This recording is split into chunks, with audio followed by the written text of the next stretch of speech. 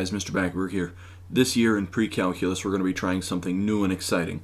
So this video is to introduce you to my flipped classroom. Now before I get into what the flipped classroom is, I'd like to take a little time to talk about what my classroom used to look like. The first 5 to 10 minutes of class were usually reserved as some sort of warm-up time. So I would answer questions on the previous night's homework, or there would be some practice problems that we would work through together.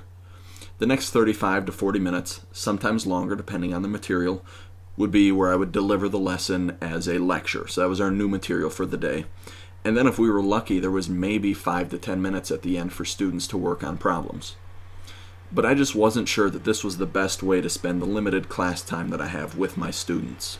So I got to thinking, what is the best use of the face-to-face time that I have with my students? I did a little research, I looked some things up, and that's how I discovered the flipped classroom. You're probably wondering, what is a flipped classroom and how is it different than the traditional teaching style? At its very basics, a flipped classroom interchanges the roles of in-class time and homework time.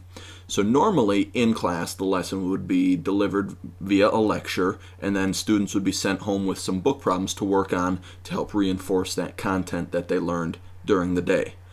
Well, now we're going to flip that over, okay? The lesson is going to be delivered at home to the students via a YouTube video that I record.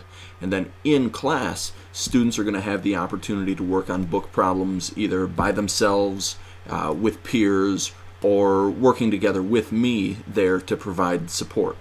So why did I decide to flip my classroom, and what are some of the benefits? I'm going to highlight 3 reasons why, starting with the fact that everybody learns at a different pace. When I was lecturing, the class moved at the pace that I wanted it to move at. And while that may have been good for some students, it probably wasn't so good for others. It may have been too fast for some students, or it could have even been too slow and students were getting bored. With the videos recorded, students are allowed to go at their own pace. They can rewind, pause, fast forward, and rewatch the video as many times as they need to. The second reason I decided to flip my classroom was that at some point throughout the year, most students are going to miss some sort of class time, whether it be for sports, maybe they're sick, or they have some sort of appointment going on. They're going to miss class. And math is one of those topics that continuously builds on itself. So if a student misses one section, they might be behind for the next 2 chapters because they needed that background material that they missed. Well, since the videos are posted on YouTube, the students can access those at any time they want, whether it's at home or during RTI, maybe even during class when we have a little bit of work time. The third reason I have for flipping my classroom is that I have more one-on-one time with my students. I have the opportunity to work with every single one of my students every single day. I can answer more of their questions, I can see more of their work, and I have a chance to build a better relationship with them. So what exactly is homework going to look like? Most nights, students will be assigned a video to watch. They're approximately 15 minutes long, and they're all posted on my YouTube page.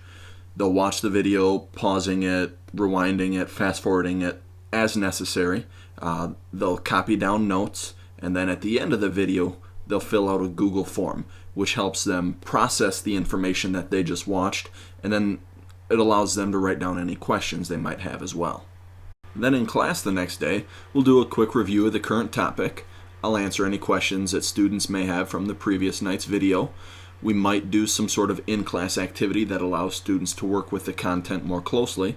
And then we'll roll into some work time. And that work time is pretty flexible. Students can use that time to watch videos.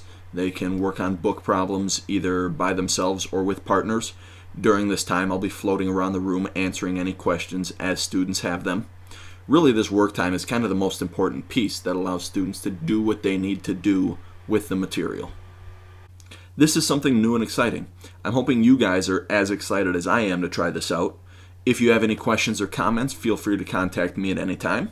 And thanks for watching.